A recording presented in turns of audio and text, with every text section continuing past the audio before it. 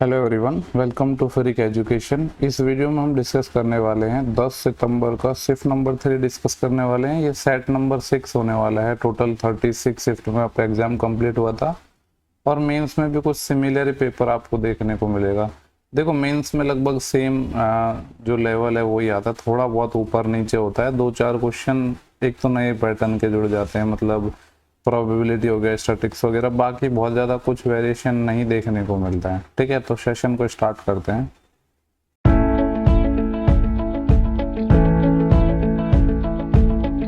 पहला क्वेश्चन है सिंप्लीफिकेशन का। देखो, ये 45/3 है तो 15 हो जाएगा, प्लस ये क्या है 4 इंटू ए तो 4 ए हो जाएगा। 48/24 तो कितना हो जाएगा, माइनस का 2 है और प्लस का 4 है, इज इक्वल टू 1 है। तो इसको सॉल्व करना है तो 4a की वैल्यू कितनी आ जाएगी। देखो 15 माइनस 2 13, 13 और 4 17, 17 प्लस का है लेकिन इधर जाएगा तो 1 माइनस 17 तो माइनस 16 आ जाएगा, यानी a की वैल्यू कितनी आ जाएगी, -4। नेक्स्ट सवाल है, what was the ratio of investment in 2018 to 2015। 2018 और 15 का इन्वेस्टमेंट का रेशियो निकालना है। देखो 18 में ये वैल्यू है, यहाँ पे 50 से 60 है, मतलब 10 का गैप है, और बीच में आएगी तो ये वैल्यू हो जाएगी इसके रेस्पेक्ट में यहाँ पे, यानी ये है 65। तो यहाँ पे तो 18 में है 65 और 2015 में ये कितना है 60, यानी जो हमें रेशियो चाहिए वो किसका चाहिए, 65 और 60 का रेशियो चाहिए। 5 से कट जाएगा 13 टाइम और 5 से कट जाएगा 12 टाइम, तो 13:12 आ जाएगा। सेम क्वेश्चन हिंदी में है। नेक्स्ट सवाल लिखते हैं, क्वेश्चन नंबर 3। देखो ये डायरेक्ट कॉमन टेंजेंट और ट्रांसवर्सल कॉमन टेंजेंट, इनपे तो बहुत मतलब रेगुलर क्वेश्चन आने लगे हैं। दो सर्कल है जिनकी उभयनिष्ठ बाह्य स्पर्शरेखा, कॉमन एक्सटर्नल टेंजेंट। देखो इस तरीके से होते हैं दो सर्कल, ये तो हो गई इनकी कॉमन एक्सटर्नल टेंजेंट यानी डायरेक्ट कॉमन टेंजेंट जिसको मैं कह सकता हूँ, इसकी वैल्यू 9 है। और उभयनिष्ठ आंतरिक स्पर्शरेखा इंटरनल कॉमन टेंजेंट, यानी ये वाली जो होती है, यानी ट्रांसवर्सल कॉमन टेंजेंट बोलते हैं इसको, इसकी वैल्यू 5 है। तो हमसे पूछा क्या गया है, find the product of radius of two circle. दो सर्कल है जिनकी रेडियस अगर मैं R1 और R2 मानूं तो हमसे पूछा है इनका प्रोडक्ट, यानी R1 गुणा R2 हमसे पूछा गया है। तो डायरेक्ट कॉमन टेंजेंट का फॉर्मूला क्या होता है, √d² minus R1 minus R2 का होल स्क्वायर, और इसका क्या आ जाएगा √। और ट्रांसवर्सल कॉमन टेंजेंट क्या होता है, √d² minus R1 plus R2 का होल स्क्वायर। हमें यहाँ पे R1 इंटू R2 चाहिए। देखो दोनों इक्वेशन का अगर मैं स्क्वायर कर दूं तो ये आएगा 81। यहाँ पे देखो इधर भी d आ रहा है, इधर भी d आ रहा है, यानी d² की वैल्यू मुझे बराबर करनी पड़ेगी। तो पहली इक्वेशन से अगर मैं d² निकालूंगा तो ये वाली चीज R1 माइनस R2 का होल स्क्वायर इधर आ जाएगा स्क्वायर करने के बाद, तो ये प्लस का हो जाएगा R1 माइनस R2 का होल स्क्वायर। ये किसकी वैल्यू आ गई, d² की। हालांकि यहाँ पे इस टाइप में कम कर सकता था, बट कोई नहीं, समझाने के लिए पूरा लिख देता हूँ। सिमिलरली यहाँ पे स्क्वायर करूंगा तो 25, ये जो चीज माइनस की है ये इधर जाएगी तो प्लस की बन जाएगी, और क्या हो जाएगा R1 प्लस R2 का होल स्क्वायर। ये क्या आ गया, d²। ये दोनों इक्वेशन क्या है, d² को रिप्रेजेंट कर रहे हैं, यानी ये दोनों बराबर होनी चाहिए। बराबर होंगी तो 81 प्लस, अभी देखो R1 minus R2 whole square है तो इसका स्क्वायर में खोल रहा हूँ, तो ये आ जाएगा R1² plus R2² minus 2R1R2। Similarly यहाँ पे क्या आ जाएगा, ये बराबर है 25 plus R1² plus R2² plus 2R1R2, क्या आ जाएगा 2R1R2।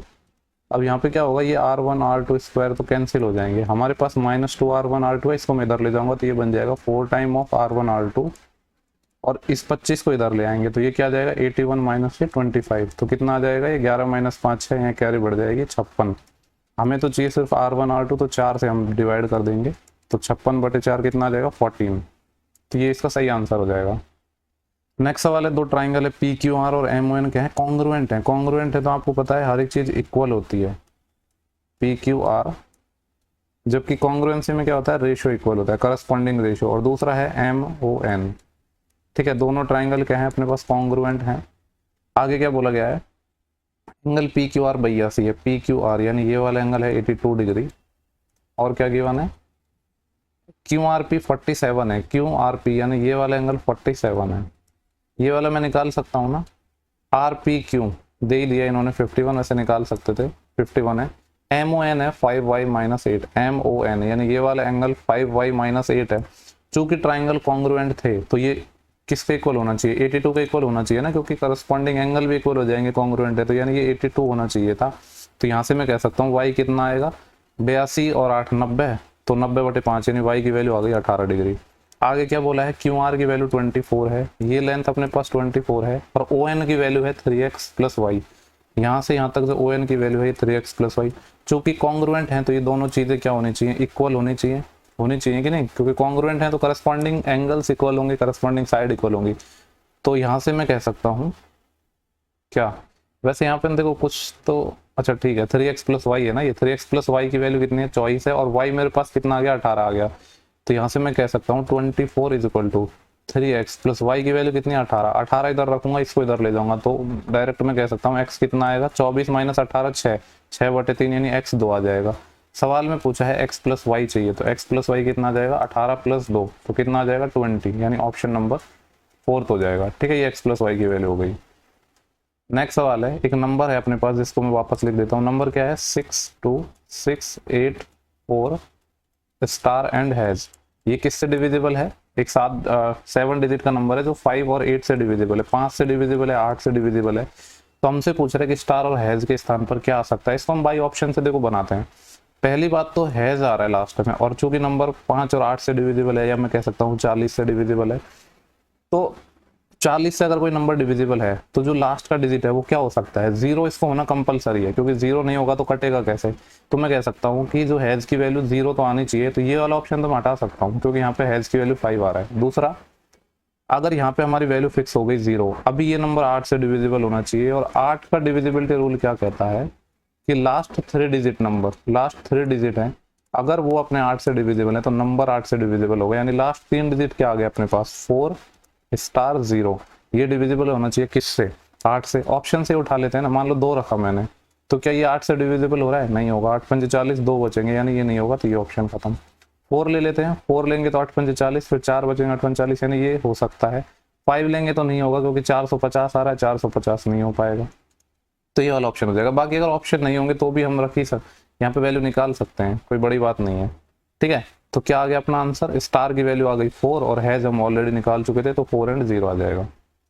देखो अगर हम यहाँ पे ऑप्शन का यूज नहीं करते तो कैसे निकालते, चूंकि हमें नंबर 8 से डिविजिबल चाहिए, तो 4 से भी डिविजिबल होगा, तो स्टार की ऐसी वैल्यू आएगी जो 4 से भी डिविजिबल, और 4 का डिविजिबिलिटी रूल क्या है कि लास्ट के 2 डिजिट अपने डिविजिबल होने चाहिए किससे, 4 से। तो इवन नंबर ही आ पाएंगे यहाँ पे इस तरीके से 2 4 6 8। ठीक है, फिर आप उनको वेरीफाई कर सकते हो। तो देखो अगर ये स्क्वायर का अपना एरिया है तो ये स्क्वायर फॉर्म में होगा, हम जानते हैं कि अगर किसी भी स्क्वायर की साइड है तो उसका एरिया ए स्क्वायर होता है। यहाँ पे देखो 16x स्क्वायर है, प्लस 40 है, प्लस 25 है। आपको देख के समझ आ रहा है कि 16x है मतलब ये 4x का होल स्क्वायर, और 25 है मतलब 5, यानी ये 4x प्लस 5 का होल स्क्वायर होगा, और ये 2a भी आएगा, चाहो तो देख लो 2a भी निकालोगे तो क्या आएगा 4 पंजे 20 और उसका डबल 40, यानी ये अपना जो किसका एरिया आ गया स्क्वायर का एरिया। अगर स्क्वायर की साइड ये है तो ये ए स्क्वायर हो जाएगा। हमसे पूछ रहा है पेरीमीटर बताना है, अगर ए स्क्वायर की वैल्यू इसके स्क्वायर के बराबर है तो यहाँ से मैं कह सकता हूँ साइड है अपनी कितनी आ जाएगी 4x प्लस 5। पेरीमीटर पूछ रहा है, स्क्वायर का पेरीमीटर क्या होता है 4a, तो 4 से मल्टीप्लाई कर दो दोनों साइड, तो ये कितना आ जाएगा 4 चौके 16x प्लस 4 पंजे 20। ठीक है, लेकिन देखो जो ऑप्शन है ना उसमें 4 कहीं भी नहीं है, 2 आ रहा है, तो एक काम किया गया है यहाँ पे सिर्फ 2 बाहर रख दिया और 2 को अंदर मल्टीप्लाई कर दिया, तो ये आ जाएगा 8x प्लस 10। ये वाला अपना ऑप्शन हो गया, ये तो मेथड 1 हो गया। ठीक है, इसको आप एक और तरीके से कर सकते थे, आप ना x की कोई भी वैल्यू मान लो, लेट्स से कि x इज इक्वल टू मैं 0 ही मान लेता हूँ। अगर x मैंने 0 माना तो जो इक्वेशन है उसमें ये 0 हो जाएगा, ये 0 हो जाएगा, यानी सिर्फ क्या बचेगा 25 बचेगा। और ये क्या है एरिया किसका स्क्वायर का, यानी ए स्क्वायर की वैल्यू 25 है, तो यहाँ से मैं कह सकता हूँ उसकी साइड 5 आ जाएगी। हमसे पूछा है पेरीमीटर, यानी 4a की वैल्यू आ जाएगी 20। ठीक है, अब ऐसा ऑप्शन देखो जिसमें x बराबर 0 रखने पर आंसर 20 आए, x की वैल्यू 0 रखी तो 24 आएगा, नहीं हो सकता। x की वैल्यू 0 रखी तो 30 आएगा, आंसर नहीं हो सकता। x की वैल्यू 0 रखी तो 8 दूनी 16 आएगा, आंसर नहीं हो सकता। एक ही ऑप्शन है, x 0 रखोगे तो 10 दूनी 20। तो 2 तरीके मैंने आपको बता दिए हैं। नेक्स्ट सवाल है, यहाँ पे बोला गया है कि average of the square of the first 45 natural number, पहले 45 प्राकृतिक संख्याओं का एवरेज हमें चाहिए। तो सबसे पहले सम की बात करते हैं। फर्स्ट n नेचुरल नंबर का सम क्या होता है, n प्लस 1 2n प्लस 1/6, ये तो होता है फर्स्ट n नेचुरल नंबर का सम। अगर मैं एवरेज निकालूं, sorry first n natural number के स्क्वायर का सम होता है ये, और अगर एवरेज निकालना पड़ेगा तो टोटल नंबर ऑफ जो टर्म है उनसे डिवाइड करना पड़ेगा, यानी n से। तो ये अपना हो गया फर्स्ट n नेचुरल नंबर्स के स्क्वायर का एवरेज निकालने का फॉर्मूला। n की वैल्यू रख देते हैं 45, तो 45 प्लस 1 46, और 45 90 और 1 91, और यहाँ पर आ जाएगा 6।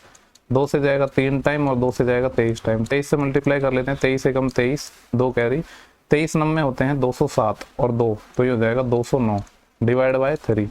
3 से डिवाइड करना है इसको, 3 6 18, 2 बचेंगे 29 हो जाएंगे, फिर 3 नाम 27, फिर 2 बचेंगे 23 हो जाएंगे और 3 7 21 यानी 697 पॉइंट समथिंग आएगा। एक ही ऑप्शन है 697 पॉइंट समथिंग, तो यही अपना आंसर हो जाएगा।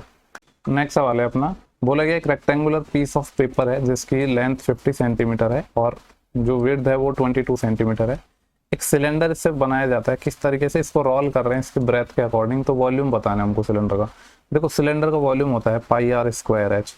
वैसे अगर देखो एक चीज हम इसमें और देख सकते हैं, जैसे पाई है ना, तो पाई में 11 आएगा, तो 11 का डिविजिबिलिटी रूल हम चेक कर सकते हैं इसमें। कैसे, यहाँ पे ये हो जाएगा 2 और 2 4 और ये हो जाएगा 5 और 1 6, 6 माइनस का 4, 2 आ रहा है यानी 11 से डिविजिबल नहीं होगा। यहाँ पे है ये 2 और 1 3 और 9 और 5 14, 14 माइनस 3 11 ये हो सकता है। यहाँ पे 4 और यहाँ पे 5 नहीं हो पाएगा। यहाँ पे ये हो रहा है कितना 3 और यहाँ पे हो रहा है 13, 13 माइनस 3 10 ये भी नहीं होगा। वैसे तो आंसर एक ही है क्योंकि 11 का डिविजिबल है वो एक ही ऑप्शन था। लेकिन इसको बनाएंगे कैसे, देखो यहाँ पे क्या अपने पास एक रेक्टेंगल है, मतलब रेक्टेंगल इस तरीके से हो गया, ठीक है। यहाँ पे क्या है, ये इसको हम बड़ी साइज मान लेते हैं क्योंकि ये 50 सेंटीमीटर ये इसकी लेंथ हो गया और ब्रेथ कितना है 22 सेंटीमीटर है। अब बोला गया है कि इसकी ब्रेथ के अकॉर्डिंग इसको रिवॉल्व कर रहे हैं, हम रोल कर रहे हैं। ब्रेथ है ये, यानी इसको आप ऐसे रिवॉल्व करोगे इस तरीके से, तो ये किस तरीके से सिलेंडर बनेगा, ये जो चीज है ये इस तरीके से बन जाएगी। जब इसको आप रिवॉल्व करोगे तो कुछ ये इस तरीके से बन जाएगा। इसमें ये जो पूरा है ये वाली चीज, अगर मैं इसकी बात करूं तो ये क्या है, ये पूरा यहाँ पे 2 पाई आर है और यही एक्चुअली में क्या था अपने पास यहाँ पे ब्रेथ थी, यानी 22 सेंटीमीटर था ये 2 पाई आर। क्योंकि इसी को तो हमने रिवॉल्व किया है तो ये इस तरीके से बन जाएगा जब इसको हम रिवॉल्व करेंगे तो, यानी यहाँ से रेडियस आ जाएगी पाई की वैल्यू 22/7 और into R is equal to क्या है 22। तो ये तो इससे कैंसिल आउट हो जाएगा, यहाँ से रेडियस कितनी आ जाएगी 7/2 और हाइट अपने पास थी इसकी 50, तो हाइट तो यहाँ पे वही सेम रह जाएगा 50 सेंटीमीटर, तो हाइट आ गया अपने पास 50। अब हमें चाहिए वॉल्यूम, तो वॉल्यूम निकाल लेते हैं, पाई आर स्क्वायर एच की वैल्यू रख देते हैं, पाई आ जाएगा 22/7, रेडियस है 7/2, स्क्वायर करेंगे तो 7/2 इंटू 7/2 इंटू एच, एच कितना है 50। तो देखो यहाँ पे 2 से ये 11 टाइम कैंसिल, इस 7 से ये 7 कैंसिल, 2 से ये 25 टाइम कैंसिल, 25 गुणा 11, ये 25 गुणा 7 कर लो पहले, 25 6 150, 25 175 और इसको 11 से मल्टीप्लाई करना है। 11 पंजे 55, 5 असिल और 11 7 77 और 5 82, 8 असिल, 11 कम 11 और 8 19, कितना आएगा 1925, यानी ऑप्शन सेकंड हो गया, जो 11 का डिविजिबिलिटी से भी हमने सॉल्व कर लिया था। बोला गया X square plus Y square की वैल्यू 280 है, एक्स वाई की वैल्यू 120 है और हमें वैल्यू चाहिए किसकी, X minus Y upon X plus Y की। देखो यहाँ पे हमें वैल्यू चाहिए X minus Y upon X plus Y की और हमें वैल्यू यहाँ पे ये वाली गिवन है। एक काम करते हैं, हम इस पूरे का स्क्वायर कर देते हैं पहले तो और फिर अंडर रूट ले लेंगे, तो कुछ फर्क थोड़ी पड़ रहा है, सेम ही चीज तो आएगी।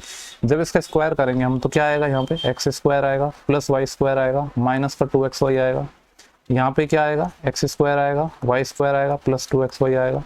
अंडर रूट बाद में ले लेंगे, ठीक है, अंडर रूट लेना है।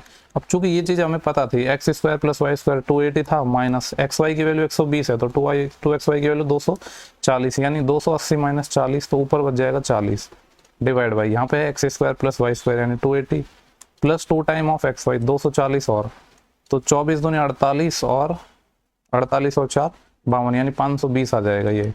और इसका हमें क्या लेना है अंडर रूट, 0 से 0, देखो 4 से ये 13 टाइम कट जाएगा, यानी आंसर कितना आ जाएगा 1/√13, यही हमसे पूछा गया था। नेक्स्ट है, बोला गया था speed of boat in still water is 18 km/h। शांत जल में जो स्पीड है बोट की यानी एक्स है वो 18 km/h है और स्पीड ऑफ स्ट्रीम यानी जो धारा की चाल है वो 3 km/h है। हमसे बोला गया है कि 105 किलोमीटर डाउन स्ट्रीम में तय करने और वापस आने में टोटल कितना टाइम लगेगा। धारा के अनुकूल 105 किलोमीटर की दूरी तय करने और वापस आने में टोटल कितना टाइम लगेगा, ये हमसे निकालना है। तो देखो जब हम धारा के अनुकूल जाएंगे डाउन स्ट्रीम जाएंगे तो स्पीड होगी एक्स प्लस वाई यानी 18 और 3 21, ये तो हो गया डाउन स्ट्रीम में जाने का टाइम, प्लस अप स्ट्रीम में आना है सेम डिस्टेंस, अभी स्पीड हो जाएगी एक्स माइनस वाई यानी 18 माइनस 3 15, तो यहाँ पे तो 5 घंटे आएंगे प्लस यहाँ पे कितना आएंगे 7 घंटे, तो टोटल कितने आ जाएंगे 12 आवर। टोटल जो टाइम लगेगा रिटर्न होने में वो 12 आवर। बोला गया simple interest on certain sum is 1/5 of the sum. क्या बोला गया कि जो सिंपल इंटरेस्ट है वो जो सम है उसका कितना है 1/5 है, ठीक है, प्रिंसिपल का 1/5 है, धनराशि का कितना है 5वां हिस्सा है। तो देखो हम इस तरीके से मान सकते हैं कि प्रिंसिपल में मान लेता हूँ 5 है, अगर प्रिंसिपल 5 है तो इंटरेस्ट कितना है इसका 1/5 यानी 1 यूनिट है, तो रेट कैसे निकल जाएगी, SI बराबर PRT/100, 5 प्रिंसिपल है और आगे क्या बोला है प्रति वर्ष जो ब्याज की दर है रेट है वर्षों की संख्या का 5 टाइम है। क्या बोला गया है कि जो रेट है वो टाइम है उसका 5 गुना है, यानी r बराबर क्या है 5t है। तो ऐसा ही बराबर होता है पी आर टी अपन 100, p हो गया 5, r की जगह r रख देता हूँ और t की जगह मैं क्या रखूंगा, t की जगह यहाँ पे आ जाएगा, या फिर एक काम करते हैं r की जगह रख देते हैं, r की जगह हम रख देंगे 5t और t की जगह t डिवाइड बाई 100। 5 5 25, 25 चौके 100, टी स्क्वायर की वैल्यू 4 आ जाएगी तो t 2 आ जाएगा। अगर t 2 आ जाएगा तो मैं कह सकता हूँ रेट आ जाएगी अपने 5 दूनी 10, 10% रेट आ गया। बोला गया अगर रेट में हम 3% का इंक्रीज कर दे तो 6 ईयर में 5600 रुपये पर जो सिंपल इंटरेस्ट है वो कितना आएगा। अभी हमें क्या निकालना है, 5600 रुपये पर ब्याज निकालना है। रेट हमने 3% बढ़ा दिया, यानी पहले 10 थी अभी 13% हो जाएगी और 6 साल का ब्याज निकालना है। तो 13 के हिसाब से 6 साल में ब्याज कितना आ जाएगा 78%, यानी इसकी वैल्यू हमें चाहिए। तो इसका 78% निकालेंगे तो कितना आ जाएगा 56 गुणा 78। इसको हमें सॉल्व करना है, ठीक है। ठीक है, यहाँ पे 56 और 78 को मल्टीप्लाई करना है ना। 6 8 48, 4 कैरी, 5 8 40 और 6 7 42, 40 और 42 82 हो जाएंगे और 4 86 का 6, 8 कैरी, 5 7 35, 35 और 8 43, यानी ये आ गया 4368। 4368 कौन सा ऑप्शन है, ऑप्शन 4 इस सवाल का सही आंसर हो जाएगा। नेक्स्ट सवाल है, A bronze article having mark price 1000 is sold during the festival season sale after 3 successive discount of 20, 30 and 10%।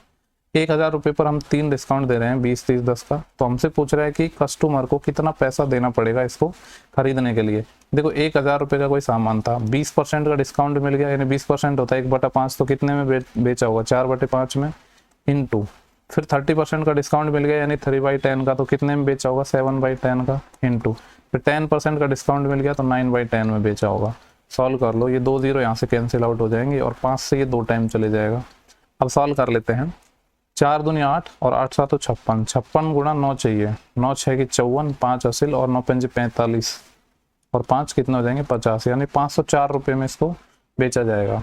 Next सवाल है, बोला गया कि पाइप पी और क्यू एक पानी के टैंक को 10 और 15 घंटे में भर सकते हैं, जबकि पाइप आर है भरे हुए टैंक को 12 आवर में खाली कर सकता है। अपने पास 3 तरह के पाइप हैं, पी और क्यू तो भरने वाला है, आर खाली करने वाला है। ये 10 घंटे में, ये 15 घंटे में और ये 12 घंटे में।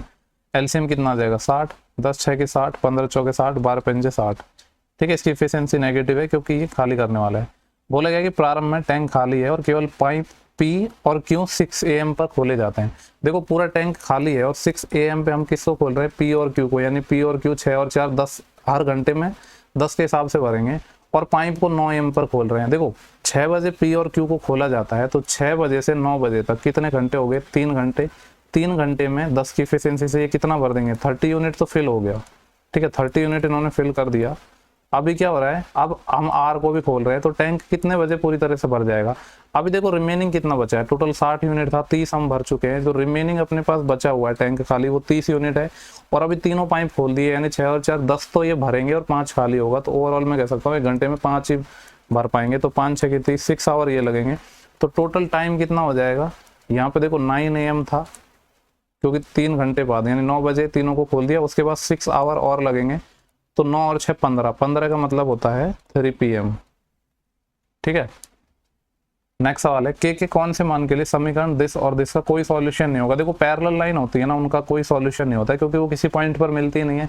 और पैरेलल लाइन का मैंने आपको बताया था एक्स और वाई कोफिशिएंट का रेशियो इक्वल होता है। तो एक्स का कोफिशिएंट पहली इक्वेशन में 2, दूसरे में 1 बराबर, यहाँ पे वाई का कोफिशिएंट 7 के है और यहाँ पे वाई का कोफिशिएंट 1 है। तो मैं कह सकता हूँ के की वैल्यू अपने पास आ जाएगी 2/7।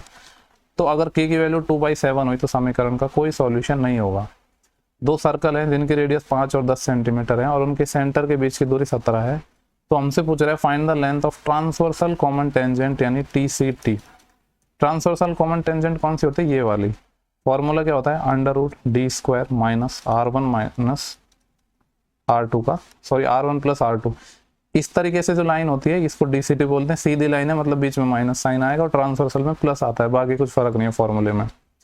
तो रेडियस 5 10 थी और सेंटर के बीच की दूरी 17 है, तो 17 का square minus R1 plus R2 कितना हो जाएगा 15, 15 का स्क्वायर, A² माइनस B² लगा देते हैं तो A प्लस B 17 15 हो जाएगा 32 into A minus B, 17 minus 15 2, इसका अंडर रूट 64 आ जाएगा। 64 का कितना आ जाएगा 8, तो 8 इसका सही आंसर हो जाएगा। नेक्स्ट सवाल है, pie chart given below show the number of hour spend by student for different activities on working day. ठीक है, ये डिफरेंट एक्टिविटीज में आवर्स को दर्शा रहा है। हमसे पूछ रहा है percentage of hour spent by school in a day. School में कितना % है वो हमने टाइम स्पेंड किया है। देखो स्कूल वाला ये वाला कलर है और यहाँ पे ये 6 आवर है, यानी स्कूल में 6 आवर स्पेंड किया है। किसका? टोटल का। टोटल कितना है? 8, 8 और 6 14, 14 और 4 कितना हो जाएगा? 18, 18 2 20, 20 4 24, यानी 24 घंटे की बात हो रही है ये।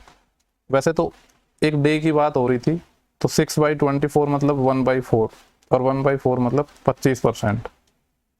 एक डे की बात हो रही थी, मतलब दिन और रात की बात हो रही है, लेकिन हो सकता है कभी एग्जाम में सिर्फ 12 घंटे ही दे दे, तो इसलिए उसको जोड़ना जरूरी है। सेम क्वेश्चन हिंदी में था यहाँ पे। नेक्स्ट सवाल है क्वेश्चन नंबर 17। क्या बोला गया है? In election between Sunita and Mamata 85% voter cast their vote. देखो ये ऐसे मान लेते हैं कि टोटल अपने पास 100x वोटर थे, जिसमें से क्या हुआ कि 85% ने वोट डाला, 15% ने वोट नहीं डाला, तो 85x वोट डालेंगे। बट 2% वोट वर इनवैलिड, जिसमें से 2% इनवैलिड हो गए। तो वैलिड वोट की मैं बात करूँ तो 85x का कितना आएगा? 98% सिर्फ वैलिड होगा। 98% को थोड़ा और सॉल्व करेंगे तो 98/100 यानी 49/50 कितने वैलिड वोट हो गए? बोल रहे सुनीता को इतने वोट मिले, जो कि 78% है वैलिड वोट का। इसका 78% यानी 78/100, इसकी वैल्यू सवाल में कितनी गिवन है? अपने पास है 64974। ठीक है, देखो इसको थोड़ा 2 से काट लेते हैं ना, 2 से जाएगा 39 टाइम और 2 से जाएगा 50 टाइम। ठीक है, तो इसको हमें सॉल्व करना है। यहाँ से हमें x निकल जाएगा, और हमें जो पूछा क्या है? टोटल इनरोल्ड कैंडिडेट पूछे, यानी 100x चाहिए। तो इसको काट लेते हैं फटाफट। 5 से इसको काट लूंगा मैं 10 टाइम, और 5 से ये कट जाएगा 17 टाइम। ठीक है, 17 से ही काट लेते हैं इसको पहले। 17 चौके 68 ज्यादा हो जाएंगे, 17 ते 51, कितने बचेंगे यहाँ से? 13 139 हो जाएंगे। 17 से 119 और 17 136, 3 बचेगा, 37 हो जाएगा। 17 दूनी 34, फिर कितना बचेगा? 3 34, यानी 17 दूनी 34। अब किससे काटेंगे इसको? 13 से काट लेते हैं। 13 ते 39 और 13 दूनी 26, कितने बचेंगे? 12 122 हो जाएंगे। 13 नंबर 117, 5 बचेंगे, 52 13 चौके 52 यानी 294। देखो 49 से अगर मैं इसको डायरेक्ट काटूं, अगर ये 50 होता तो 6 टाइम करता तो 300 आता। 300 से ये 6 कम है, और मैंने 50 से मल्टीप्लाई किया था, मतलब एक कम से मैं 6 टाइम करता तो पूरा 294 टाइम ये कट जाता, क्योंकि 6 कम है ना, यानी ये 6 टाइम कट गया, और 3 से ये 2 टाइम कट गया। तो मैं यहाँ से कह सकता हूँ जो x की वैल्यू है मेरे पास कितनी आ गई? इधर क्या है अपने पास? एक तो 50 है, तो 50 गुणा 10 कितना आ जाएगा? 500, और 2 और मल्टीप्लाई में, यानी 500 गुणा 2, तो मैं कह सकता हूँ x की वैल्यू 1000 आ गई। मुझे 100x की वैल्यू चाहिए थी, तो दोनों साइड 2 0 और चिपक जाएंगे, तो इतना अपना आंसर आ जाएगा। कौन सा ऑप्शन है? सेकंड। नेक्स्ट सवाल है, which of the following year has the highest rate of increase compare to the previous year. कौन से साल में जो परसेंटेज इंक्रीज है मैक्सिमम है प्रीवियस ईयर के कंपेयर में? चूंकि 4 साल से ज्यादा ईयर है तो बाई ऑप्शन बनाएंगे। पहले 2019 को देखते हैं। देखो 19 कहाँ पे है? यहाँ पे है। 128.4 से 134.6 हुआ है, यानी अगर मैं देखूँ तो यहाँ पे ये कितना बड़ा है? 128 में 6 जोड़ूंगा तो 134, यानी 6.2 बड़ा है ओनली ये। देखो अगर मैं 128.4 का 1% निकालता हूं तो 12.84 आता है। ये है उसका आधा। 12.84 का आधा कितना हो जाएगा? 6.2 चौके 6.42, ये 6.2 है, यानी लगभग मैं कह सकता हूं कि ये कितना बड़ा है? लगभग आधा परसेंट बड़ा है। सॉरी आधा नहीं, 5%, 10% निकाला था ना 10% होगा 12.84, यानी लगभग ये इसका आधा, यानी लगभग 5% इंक्रीज हुआ है। फिर देखते हैं 2018 में। 18 में कितना हुआ है? 128.4, 112 से 128 हो गया। पॉइंट्स को हटाते हैं, डायरेक्ट देखते हैं। देखो ये 112 है और ये 128 है, कितना बड़ा है? 16 बड़ा है लगभग, है ना। और 112 का अगर मैं 10% निकालूं तो 11.2, यानी 10% से बड़ा आंसर आ रहा है। हमें मैक्सिमम चाहिए था, तो पहला वाला ऑप्शन तो नहीं हो सकता, क्योंकि 10 से बड़ा आंसर आ रहा है इसमें। और ये आएगा कितना? इसका 10% होता है 11.2, और ये है कितना? ये है 16, यानी इसका लगभग 5 और ज्यादा है। तो अप्रोक्सीमेटली हम मान सकते हैं कि 15% के अप्रोक्स ये बड़ा है। अब देखते हैं 15 में। 15 में अगर मैं देखूँ तो 72.6 से 83.8 हो गया, यानी इसको 72 मान लेते हैं, इसको 84 मान लेते हैं। ठीक है, 2 से काट सकते हैं चाहो तो। ये कितना बड़ा है? 8 12 72 और 10 82, 12 यूनिट बड़ा है। ठीक है, यानी अगर इसका मैं 1% निकालता हूँ तो 7.2 है, लेकिन ये 12 है।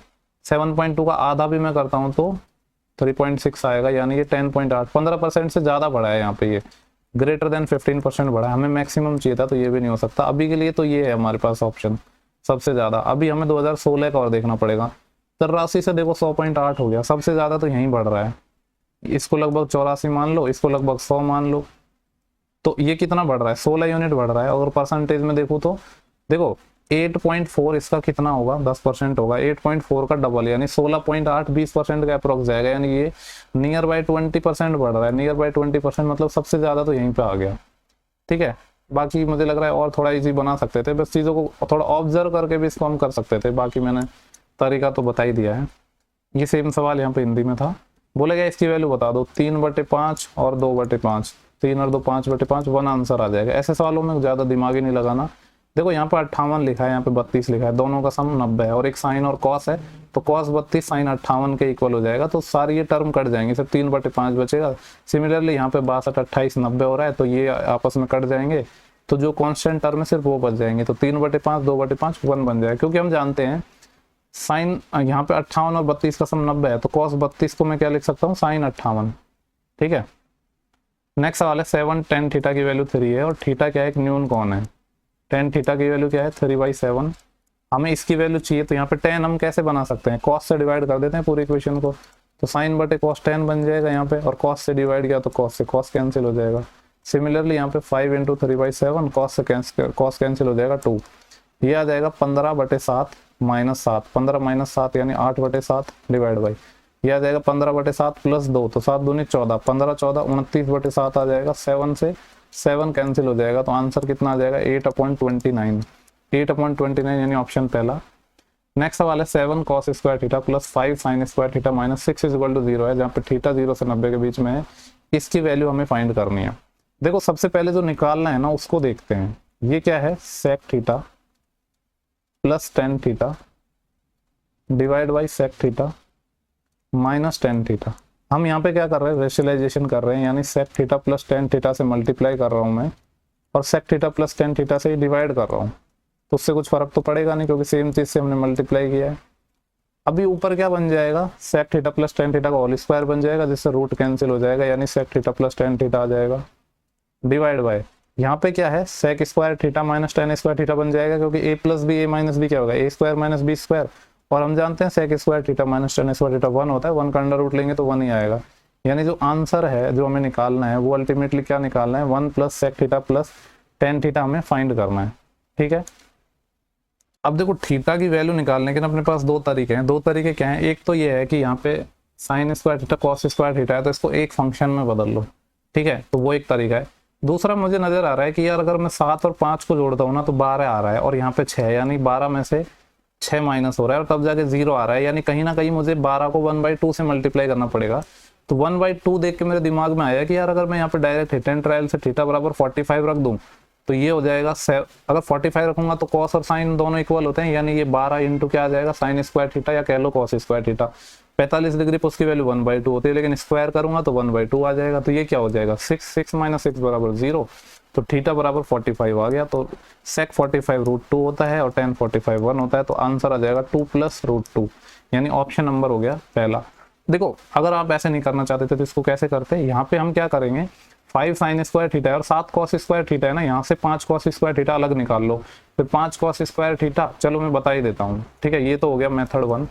मेथड 2 देख लेते हैं। यहाँ पे जो 7 cos स्क्वायर थीटा है इसको मैं ऐसे लिख देता हूँ 5 cos स्क्वायर थीटा, और 5 कॉमन भी ले लेते हैं, और 5 sin स्क्वायर थीटा भी लिखा था ना आगे। अभी यहाँ पे क्या बचा, सिर्फ 2 cos स्क्वायर थीटा बचा है, क्योंकि 7 cos स्क्वायर थीटा में से 5 मैंने अलग कर दिया। ये -6 है ना, इसको दूसरी साइड ले गया तो मैं ये 6 आ गया। चूंकि cos square theta + sin square theta 1 होता है, तो इसकी वैल्यू हो जाएगी 5, तो 6 - 5 जाएगा तो क्या आ जाएगा 1, यानी 2 cos स्क्वायर थीटा की वैल्यू 1 आ गई। 2 से डिवाइड करूंगा तो 1/2 आ गई। cos स्क्वायर थीटा अगर 1/2 है तो cos थीटा 1/√2 आ जाएगा। हमें पता है कि cos थीटा की वैल्यू 1/√2 कितने डिग्री पर आती है, 45 डिग्री पर। तो दो तरीके मैंने बता दिए हैं। तो काफी सवालों में मैं दो तरीके भी बता रहा हूँ, तो इसलिए वीडियो थोड़ा लंबा भी हो जाता है। बोल रहा है एक आदमी 10 लीटर दूध में 6 लीटर पानी मिलाता है और दूसरा आदमी 8 लीटर दूध में 4 लीटर पानी मिलाता है। दोनों मिश्रणों में दूध का अनुपात हमें पूछ रहे हैं। देखो पहले में क्या हो रहा है, 10 लीटर दूध है जिसमें 6 लीटर पानी मिला रहा है, दूध का सिर्फ हमें अनुपात पूछा है। तो पहले में दूध कितना हो जाएगा, 10 यूनिट, कितने में से, टोटल है 10 और 6 16 लीटर। हमसे रेशियो पूछा है, तो इसका रेशियो निकालेंगे किससे, दूसरे वाले में 8 लीटर दूध है और 4 लीटर पानी है। दूध है 8 लीटर, कितने में से, 12 में से, टोटल 8 4 12 है ना, तो 12 चले जाएगा ऊपर। इसी का रेशियो निकालना था हमें। ये एक काम करता हूँ, कंफ्यूज मत होना, इसको ऐसे लिख देता हूँ कि 10/16 रेशियो, हमें रेशियो निकालना है 8/12।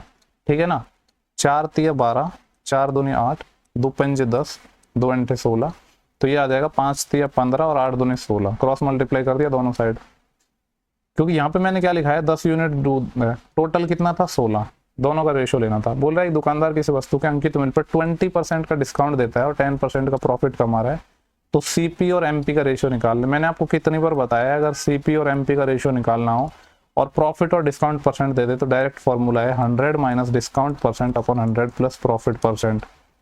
डिस्काउंट कितना है 20%, तो 100 माइनस 20 80, प्रॉफिट है 10%, तो 100 प्लस 10 110, यानी जो सीपी और एमपी का जो रेशियो है वो 8:11 आ गया। बहुत ज्यादा काम आता है ये फॉर्मूला।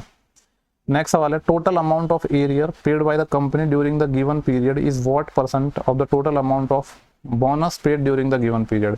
क्या बोल रहा है कि टोटल जो एरियर है वो कितना परसेंट है बोनस का, तो एरियर कहाँ पे है, एरियर है यहाँ पे, और बोनस कहाँ पे है, बोनस यहाँ पे। तो इसको यार ऐड करना पड़ेगा, और तो कोई तरीका है नहीं अपने पास, फटाफट ना ऐड कर लेते हैं।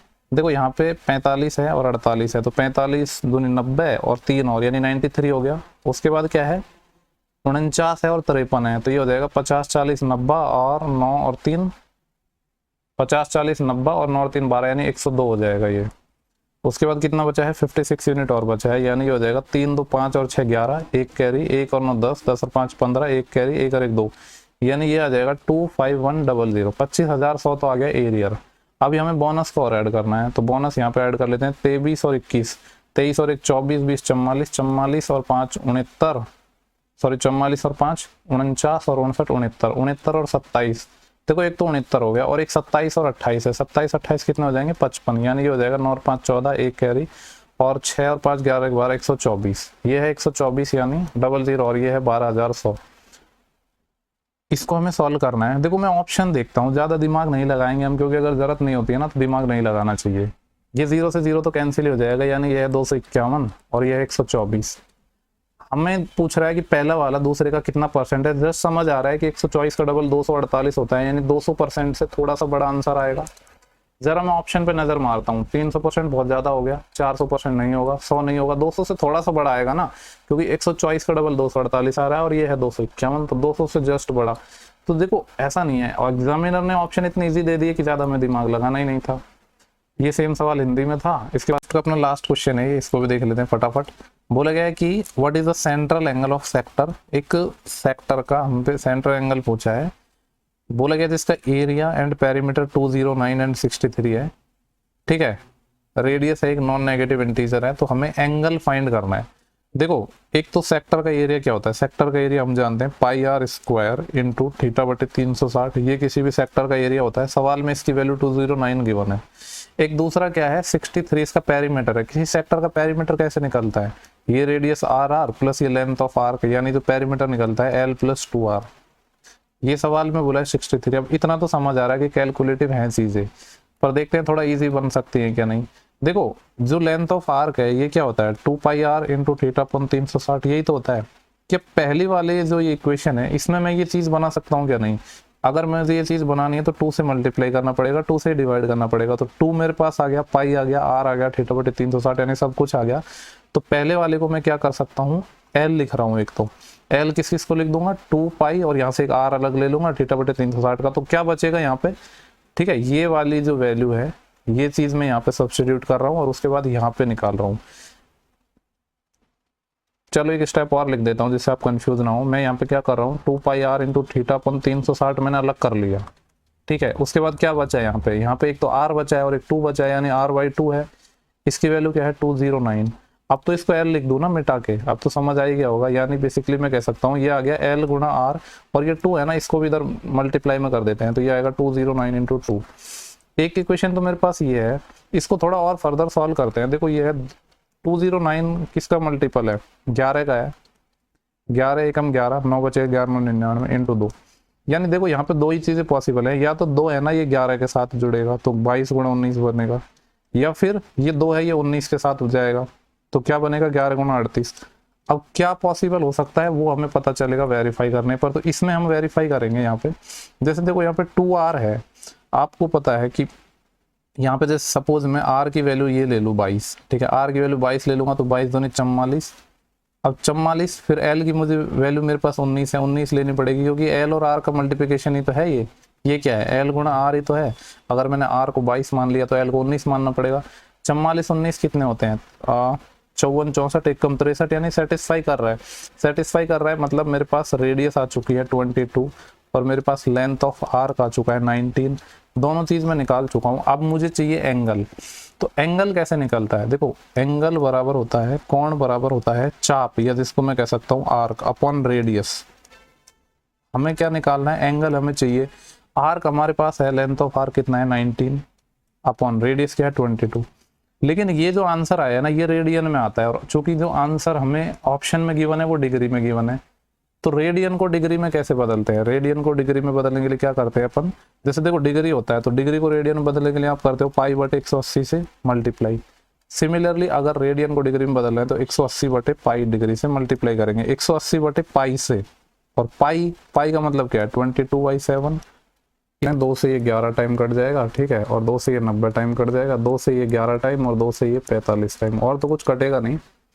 तो 19 गुणा 45 कर लेते हैं। एक काम करते हैं, नई स्लाइड यहाँ पे ले लेते हैं। ये क्या है 19 गुणा 45 है एक तो, ठीक है, और क्या था अपने पास इंटू 7 है, एक सेकंड, इंटू 7 है और डिवाइड बाई 11 गुणा 11 यानी 121 है नीचे। 19 गुणा 45 तो 19 5 95, 9 कैरी, 19 चौके 76, 76 और 9, 76 और 10 86 होते हैं, लेकिन एक कम 85, 7 से और मल्टीप्लाई करेंगे तो ये आ जाएगा कितना 7 पंजे 35, 3 7 पंजे 35 और 3 38, 3 7 8 56 और 3 59, यानी 5985। इसको 1 to 1 से डिवाइड करना है। तो पहले ये कितनी बार डिवाइड होगा, देखो ये 121 है, 120 मान लो लगभग, 12 चौके 48, 480 और 12 पंजे 60 ज्यादा हो जाएगा, यानी 4 टाइम जा पाएगा। कितना हो जाएगा ये 484, 484 है तो कितना बचेगा ये 8 - 4, इसमें से ये माइनस करना है हमें, ठीक है। 8 - 4 4 और 9 - 8 1 और 5 - 4 1, 114 है। अभी हम 5 उतार लेंगे, यानी ये 1145 को हमें डिवाइड करना है 121 से। अब ये देखना है, ऑप्शन पे जाते हैं जरा, देखो ऑप्शन में 40 से 50 वाली लाइन में आंसर आएगा, इतना तो मुझे समझ ही आ रहा था क्योंकि 5 टाइम ज्यादा हो रहा था, तो वैसे तो एक ही ऑप्शन था, ठीक है, लेकिन ये 49 पॉइंट समथिंग है। एक बार वेरीफाई पे चलो कर लेते हैं इसको, 9 इसका 9 टाइम कर लेते हैं, 9 एकम 9, फिर 9 दूनी 18, एक कैरी, 9 एकम 9 1 10, 1089 आ रहा है, 9 टाइम जा रहा है, फिर बच रहा है कितना 11 यहाँ से और 45 यहाँ से, तो 55 46 और 10 56 बचेगा, फिर 0 उतर जाएगा, ये जाएगा 12 पंजे 60, यानी वो ये कितना आ रहा है ये 49.4 ऐसे जा रहा है डिवाइड में, फिर वापस 9 टाइम चले जाएगा, यानी 49.49 समथिंग आएगा। तो अप्रोक्सीमेटली ये कितना हो जाएगा 49.5 डिग्री। कौन सा ऑप्शन है ये, यहाँ पे थोड़ा इजी ऐसे बना सकते थे, हमें पता था कि 40 से 50 वाली लाइन में आंसर आएगा, जो कि एक ही ऑप्शन था। तो पूरे क्वेश्चन हो गए हैं इस शिफ्ट के, ठीक है, ठीक ठाक शिफ्ट थी ये। उम्मीद कर रहा हूँ कि आपको जो मैं सेशंस प्रोवाइड करवा रहा हूँ वो पसंद आ रहे होंगे और आपकी एग्जाम में हेल्पफुल होंगे। अभी थोड़ा ज़रूर लग रहा है उतने फास्ट वीडियोस नहीं आ पा रहे, बट क्या करूँ, ट्राई तो मैं कर रहा हूँ बहुत, लेकिन इधर उधर जाना हो गया तो नहीं आ पा रहे। ठीक है, तो नेक्स्ट सेशन में जल्दी मिलेंगे, तब तक के लिए पढ़ते रहिए। Thank you for watching, have a good day.